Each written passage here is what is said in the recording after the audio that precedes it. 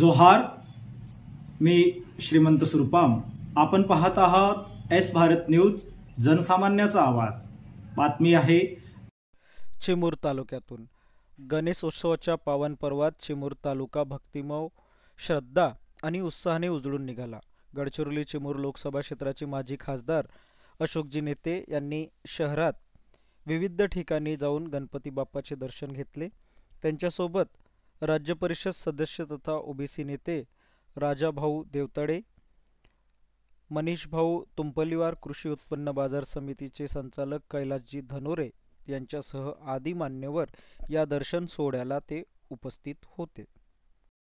अशाच नवनवीन घडामोडी पाहण्यासाठी आजच आमच्या एस भारत यूट्यूब न्यूज चॅनलला लाईक करा, शेअर करा आणि सबस्क्राईब करा। जोहार।